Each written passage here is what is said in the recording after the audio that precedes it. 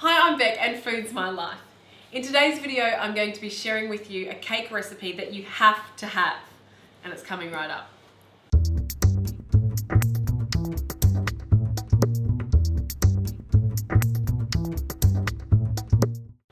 Every good recipe collection needs a go-to cake recipe, one that's easy when you're time poor, one that will never fail.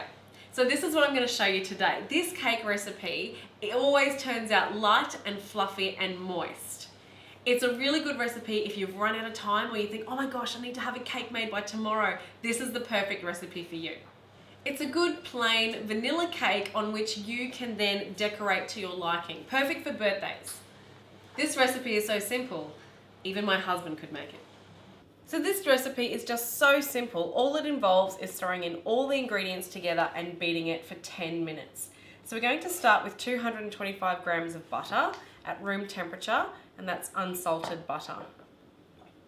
To this we're going to add 2 cups of plain flour. Now I have double sifted this plain flour. It's really important that you do that to keep this mixture nice and light. Next I'm going to sift in 4 teaspoons of baking powder. Next I add 1.5 cups of caster sugar, a pinch of salt, 4 tablespoons of corn flour, 4 eggs, half a cup of milk, and 2 teaspoons of vanilla extract.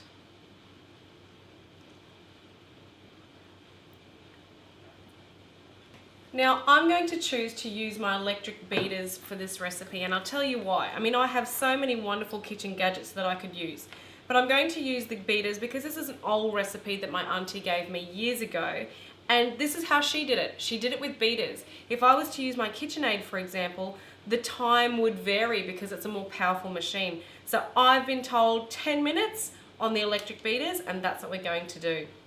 I'm going to start off slow, just to incorporate all those ingredients together. And then I'm going to bring it up to speed and continue for 10 minutes. I will stop a couple of times just to scrape down the sides of the bowl.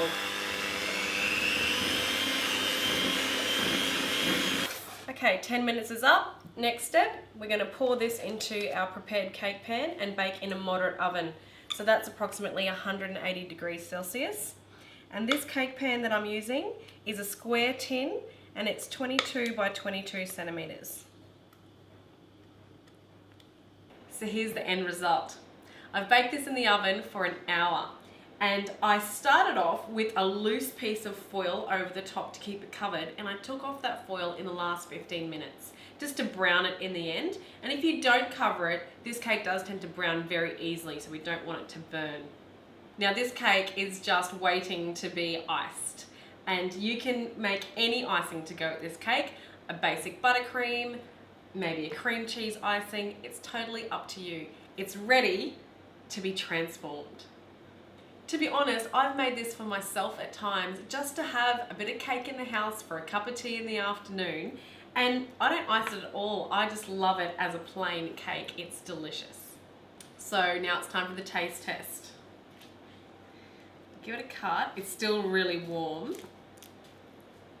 And I can tell just by the way the knife is going into it that this has turned out really well.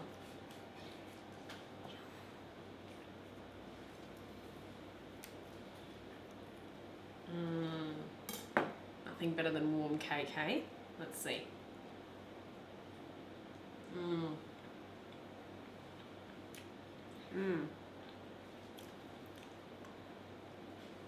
Delicious. Super soft, and that stays nice and soft and moist for quite a while too. This is just, like I said, one of those cakes you need to have in your collection. So if you want to add this one to your recipe collection, don't forget to check out the description box below, find the link to my website, and find the recipe to my never fail cake. Also, don't forget to like my videos, share my videos, or better still, subscribe to my channel so you always know what I'm up to in the kitchen, and I'll see you next time.